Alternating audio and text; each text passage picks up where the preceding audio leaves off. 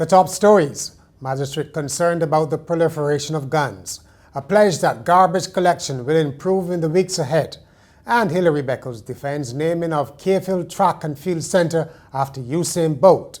Welcome to Nation News for Tuesday, December the 30th, 2014. No matter where you are in the world, at home or abroad, Nation News keeps you connected with what's happening in Barbados through our website, video newscast, and online e-papers. So stay connected with Nation News. Your news, your time, your way. A magistrate has expressed his strong displeasure at the widespread presence of firearms in Barbados. Alliston Seal, who presides in the District Air Court, said the illegal use of guns was striking fear into the hearts of residents. Mr. Seal, who is acting in the judicial position, was speaking on Monday before he remanded 23-year-old Rio Ritchie and Ben of Jukes Alley, Vine Street in the city to Dodds for 4 weeks. The state is alleging that Mr. Ben entered Deandra Foster's house armed with a firearm last October the 22nd as a trespasser with intent to cause serious bodily harm to Delano Curtin. The defendant was not required to offer a plea. Police at Hastings are investigating Monday's daylight shooting in the St. Matthias housing area. No one was hurt, but reports claim that as many as 15 shots were fired at a man who ran for cover in the alley next to the Madam Eiffel Day Nursery. A spokesperson at the nursery said the children were asleep at the time. She said the gates to the compound were locked because it was not the first time they had heard gunshots in the area. The Sunny Station Service Authority says it expects refuse collection to improve in January because more trucks will be on the road.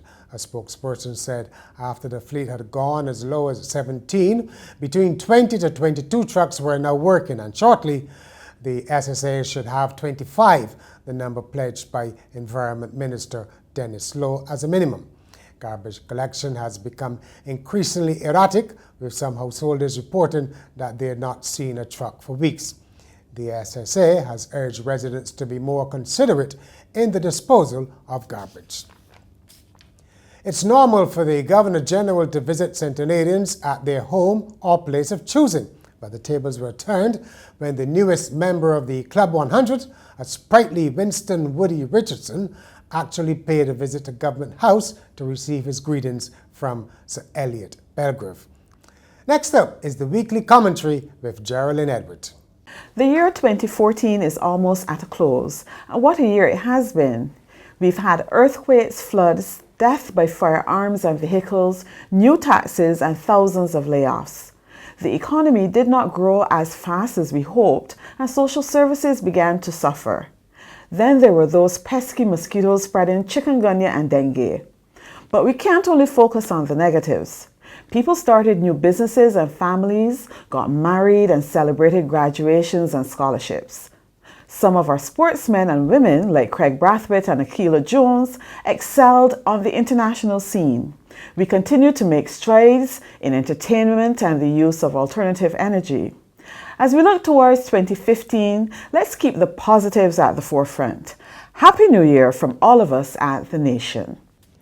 In sport, Sir Hilary Beckles has defended the decision to name the UE Track and Field Centre here after Usain Bolt and not Barbadian Olympic medalists Obadele Thompson or Jim Wedderburn. The principal of the Capel campus said the Usain Bolt Sports Complex was meant to celebrate all West Indians and not to marginalize Barbadians. He pointed out that the facility in Jamaica was named after Sir Frank Worrell and there had been no outcry. The complex should be completed by February 2015. The second test between South Africa and the West Indies ended in a draw after rain on a wet outfield prevented play on the fifth and final day at Port Elizabeth. The weather-ruined contest means that South Africa maintained their 1-0 lead with the final and third test starting on Friday. Barbadian century maker Craig Brathwaite was named the man of the match. West Indies coach Stuart Williams reflected on the opener's performance.